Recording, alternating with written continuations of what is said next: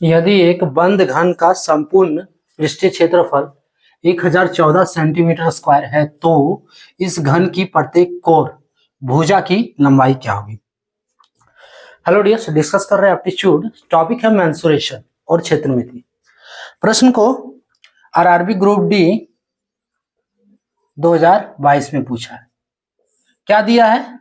एक बंद घन है, इसका संपूर्ण पृष्ठीय क्षेत्रफल 1014 सेंटीमीटर स्क्वायर है, तो घन का प्रत्येक कोर यानी कि भुजा की लंबाई क्या होगी ये बताना है।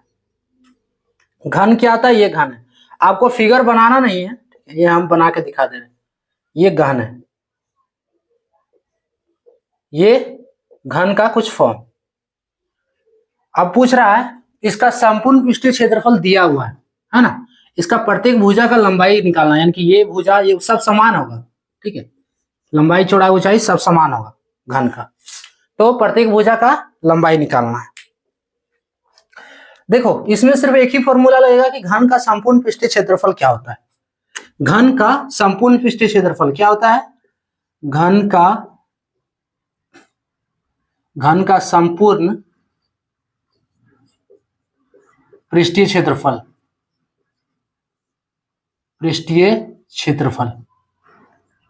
इज इक्वल्स टू होता है 6a स्क्वायर। 6a स्क्वायर, जहां पे a क्या है? a बराबर घन की भुजा है, a इक्वल्स टू भुजा। और कहो कि full area of cube is equals to 6a square. अब यहाँ पे फुल एरिया दिया हुआ है ना, संपूर्ण पृष्ठीय क्षेत्रफल दिया हुआ है 1014 सेंटीमीटर स्क्वायर, तो इसके जगह पे 1014 is equals to 6a square.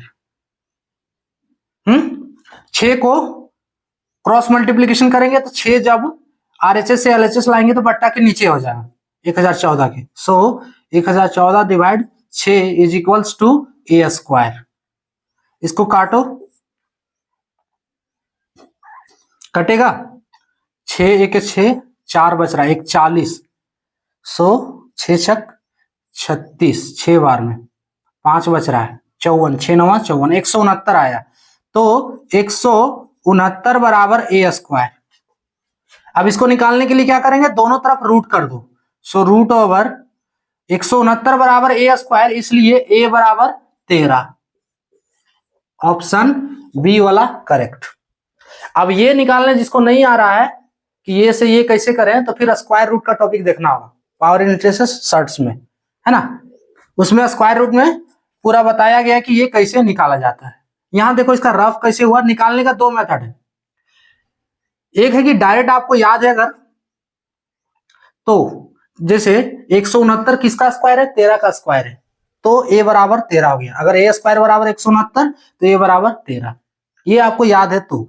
और इसका 2 मेथड और है कि एक डिवीजन मेथड है ना, इसका वर्गमूल कर लो डिवीजन मेथड से, और दूसरा है फैक्टराइजेशन कर लो, उससे भी निकाल सकते हो। देखो थोड़ा हम बता दे रहे हैं, यहाँ पे 169 को लिख सकते हैं, इसका जब फैक्टर करोगे तो ये किसी से नहीं कटता है सिर्फ 13 के अलावा, 13 गुने 13 करोगे तो 169 आएगा, आप लोग करके देख लेना। सो 13 का स्क्वायर बराबर लिख सकते हैं a का स्क्वायर। अब दोनों तरफ स्क्वायर हटा दो तो a का वैल्यू कितना हो गया?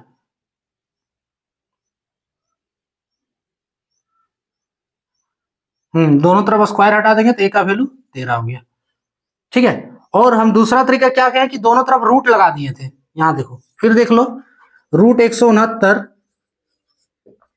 बराबर रूट ओवर a स्क्वायर, ये लिख सकते हैं, दोनों तरफ रूट कर दिए। अब देखो इसका रूट हटाएंगे तो स्क्वायर हट जाएगा, यहाँ पे a हो गया, और 169 को क्या लिख सकते हैं?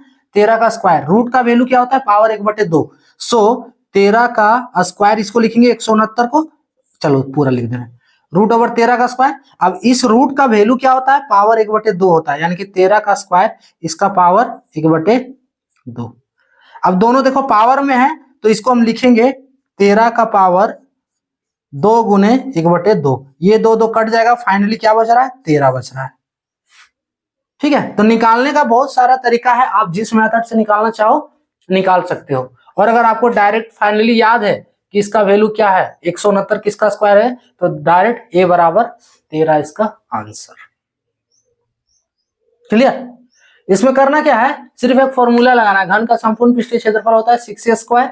अब संपूर्ण पृष्ठीय क्षेत्रफल दिया हुआ है तो 1014 बराबर 6a स्क्वायर कटेगा, उसके बाद a स्क्वायर बराबर 169, इसलिए a बराबर 13, ऑप्शन बी वाला करेक्ट होगा। क्लियर। तो ये था टॉपिक।